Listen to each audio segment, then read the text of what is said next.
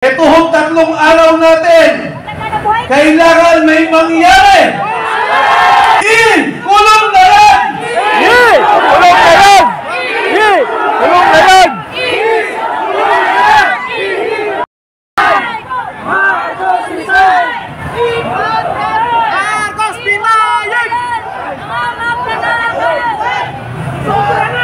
Mga kasama, ito hong 3 araw natin, kailangan may mangyari.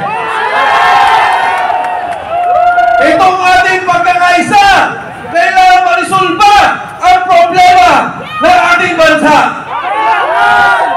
Itong 3 araw na to, kailangan mabuwag ang sindikato ng gobyerno ng administrasyon ni Bongbong Marcos. Bakit pa kayo? Naniniwala pa kayo na dapat mag-resign si BBM? Hindi ko kayo narinig! Kulong na yan! Kulong na yan! Kulong na yan! Marcos resign! Marcos resign! Marcos resign! Marcos resign! Tayo ba ay handang kumilos para maayos ang sambayang Pilipino? Handa ba kayo kumindig sa prinsipyo na linisin ang korupsyon ng bansang Pilipinas?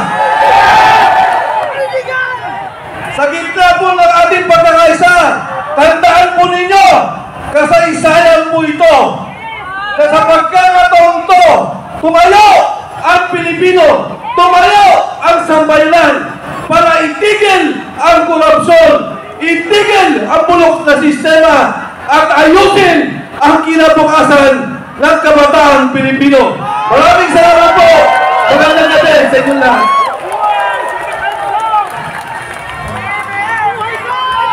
Maraming salamat, Congressman Mark Defensor, of course.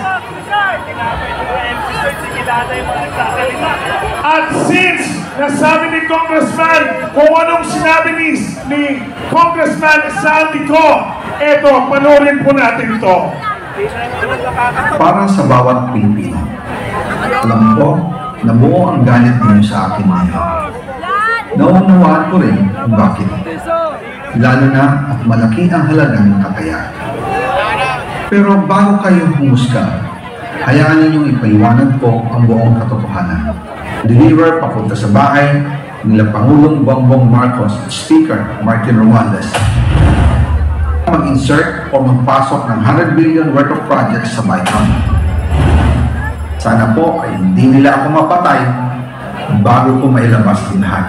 After po ng approval ng budget sa General Appropriations Act of 2025, nagtanong po ako sa DPWH kung magkano ang kailangan na ibigay sa Office of the President o ang SOP na bigayan. Ang sinagot sa akin ay 25%. Ang ibig sabihin ito, 25% ng 100 billion ang SOP na kailangan ibigay kay BBM mismo. In total, 25 billion ang napunta.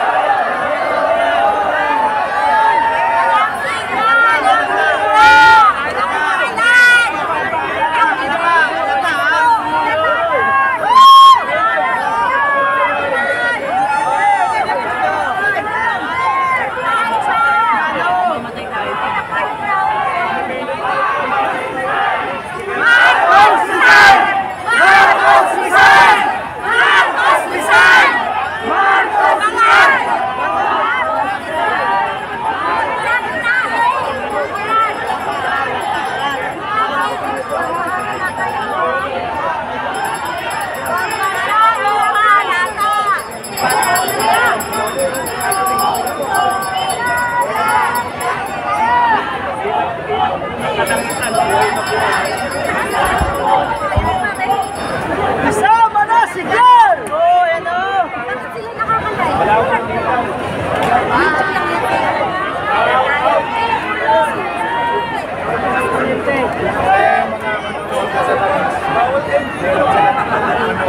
Bayad sa kuryente.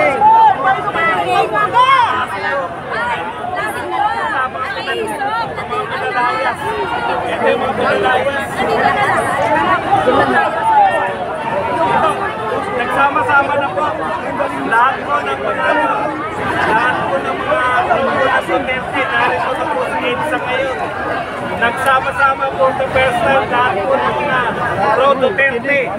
Lahat ng grupo ng pro-Duterte narito sa EDSA. Kaya...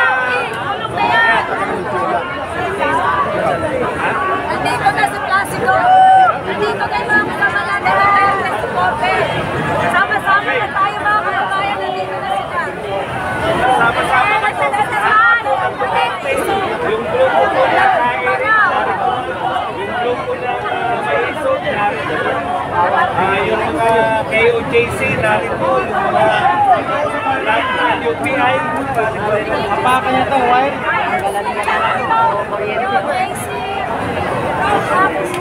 Brown out po rito, hindi po kami makapag-stop pero tuloy-tuloy po tayo. Narito na tayo. Matapos po na salitang si Congressman Defenson, Mike Defenson. At talagang damdamin. Madamdamin niya pinahayag kayo wala.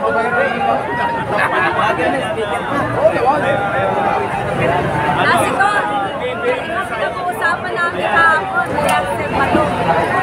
Sasama ka na. Walang kuryente, oh. Pwede ka na magsalita. Walang kuryente, oh. Walang kuryente.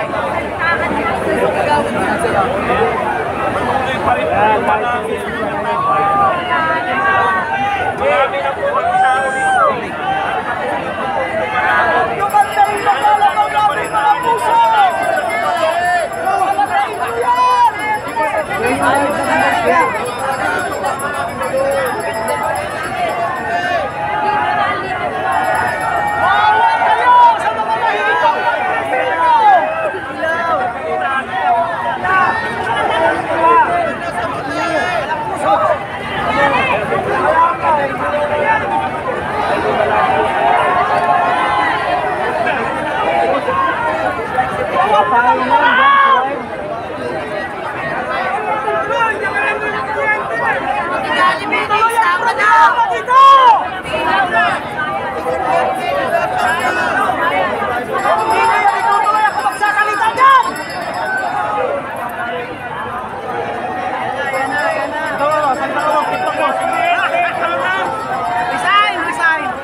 Wala na tayong maasahan sa gobyerno ito.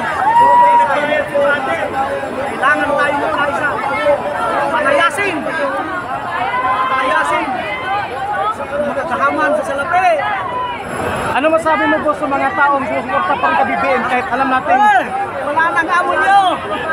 Kaya na! Ano pa? Kilos! Huwag ka lang ka dyan, oh! Amon nyo! Wala! Daming tao? Ang daming tao mga kababayan.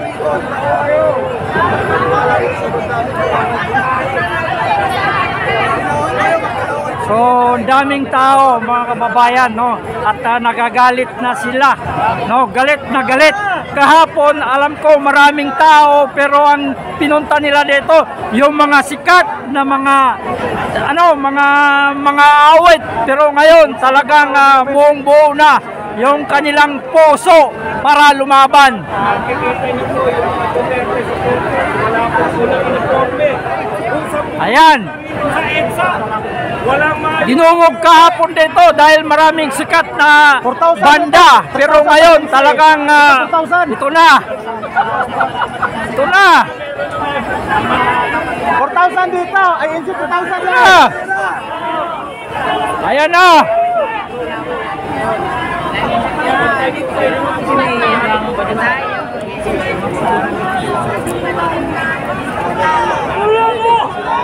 Nakikita ninyo, wala pang ilaw pero dumarating yung mga tao. Kahapon dinumog dahil sa mga sikat na banda. Oh, mga troll yan, 3,000 sa ANC, no? Dito sa amin, 4,000. Hoy, ano ba yan? Yung kamon nyo, malapit ng makulong! Yan. Yung kamon nyo, malapit ng makulong! Yan. Yan yung ang pagkakataong magsalita. Patayan.